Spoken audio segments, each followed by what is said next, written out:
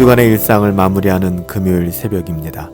11월 6일 금요일 새벽 묵상. 오늘은 시편 140편 말씀인데요. 신자는 악으로 악을 갚지 않는다 라는 제목으로 하나님의 말씀을 함께 상고하도록 하겠습니다. 정말 쉽지 않은 일이죠. 우리 가운데 악한 일을 만나고 억울한 일을 만났을 때 우리 역시 사람인지라 눈에는 눈, 이에는 이 이렇게 대면할 때가 굉장히 많습니다. 그렇지만 하나님께서는 우리에게 말씀하여 주시되 신자는 악을 악으로 갚아서는 안 된다라고 말씀하고 계십니다. 특별히 오늘 다윗의 이 고백을 통해서 신자는 악한 상황 속에서 어떻게 살아가야 하는가, 그의 억울함을 또 어떻게 표현해야 하는가를 너무나도 잘 보여주고 있습니다. 여러분 기억나세요?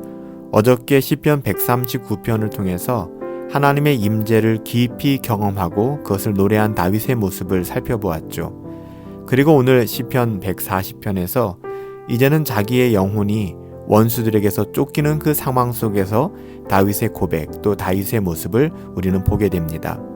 어떻게 보면 오늘 시편 140편은 어저께 살펴보았던 시편 139편과 무관하지 않습니다. 그 상황의 연장선이라고 보셔도 될 것 같아요.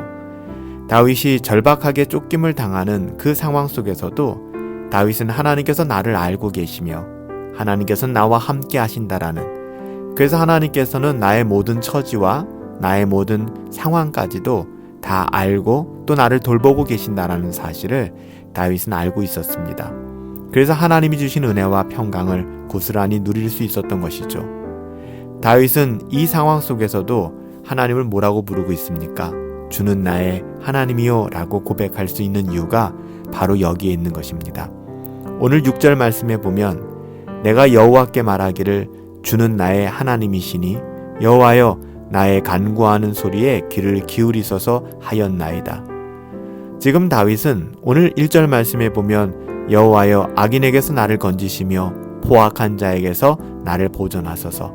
2절 말씀에 그들이 마음속으로 악을 꾀하고 싸우기 위하여 매일 모여오며 매일같이 모인다라고 이야기를 합니다.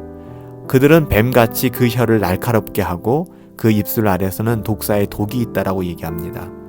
얼마나 힘들고 어려운 상황인지 또 얼마나 악한 상황을 경험하고 있는지를 고스란히 보여주고 있는 거잖아요.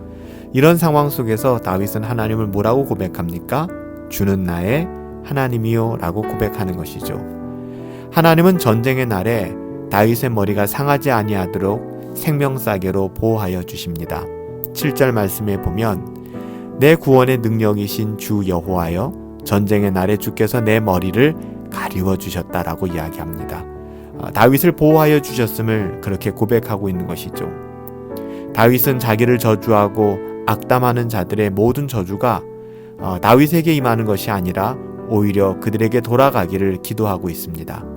여러분 이 표현은 사실 다윗이 사적인 복수심으로써 고백하는 것이 아니라 오히려 그의 원수를 갚는 것, 즉 악한 것을 대하는 이 모든 태도가 하나님께 맡겨드리는, 즉 원수 갚는 것을 하나님께 맡기는 그 모습을 보여주고 있는 것이죠.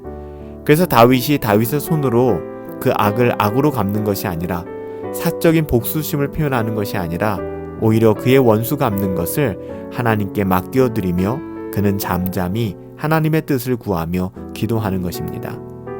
사실 하나님의 자녀들도 이 땅을 살아가다 보면 복수심으로 자기 영혼을 파괴하려는 유혹에 직면하게 됩니다. 우리들의 삶이 그렇지 않습니까? 그렇지만 어떤 상황 속에서도 하나님의 자녀들은 의로우신 하나님께서 이 모든 상황을 갚아주실 것을 알고 또 하나님의 공의에 모든 것을 맡겨야 할 것입니다.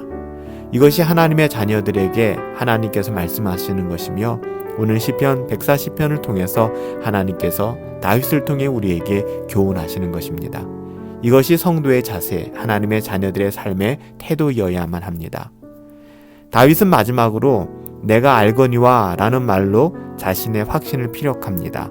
12절부터 13절 마지막 부분인데요. 내가 알거니와 여호와는 고난당하는 자를 변호해 주시며 궁핍당한 자에게 정의를 베푸신다 라고 고백합니다. 마지막 13절에는 진실로 의인들이 주의 이름에 감사하며 정직한 자들이 주의 앞에서 살게 될 것이다 라고 고백하죠. 이것은 하나님께서 고난당한 자를 변호하시며 궁핍한 자에게 공의를 베푸신다는 모든 경건한 성도들이 지녔던 그 확신의 표현이었습니다. 다윗은 하나님께 감사하며 결국 정직한 사람은 주님의 임재 앞에서 살아갈 수 있다라는 확신을 표현하고 있는 것입니다. 그렇기 때문에 그가 정직한 자의 삶, 하나님의 임재를 누리며 사는 삶을 포기할 수 없었던 것이죠. 사랑하는 여러분들, 하나님의 자녀는 결국 정직한 자가 주의 임재 앞에 설 것을 확신하기에 악을 악으로 대항하지 않는 사람들이 바로 하나님의 자녀들인 것입니다. 성도는 이런 확신 가운데 살아가죠.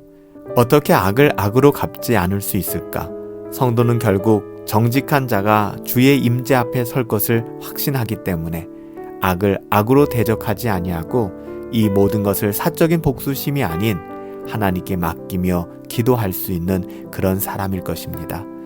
우리의 삶이 녹록지 않고 때로는 복수심과 또 원망함이 우리의 영혼을 장악할 때도 있습니다. 그렇지만 이것이 우리의 영혼에 얼마나 위험한지 몰라요. 우리의 삶 가운데 이 모든 것을 하나님께 맡기고 우리가 잠잠히 기도할 수 있게 되기를 예수님의 이름으로 축복합니다. 은혜로우신 아버지 하나님, 악을 만났을 때 또 악한 형편 가운데 놓였을 때 우리가 어떻게 살아가야 합니까? 한 주간의 일상을 마무리하며 하나님의 자녀들이 악을 악으로 갚지 아니하고 이 모든 것을 하나님의 주권과 섭리 가운데 맡기며 잠잠히 그 가운데 하나님께 이 모든 것을 의탁하고 의뢰할 줄 아는 그런 삶의 태도들을 배워갈 수 있게 되기를 원합니다.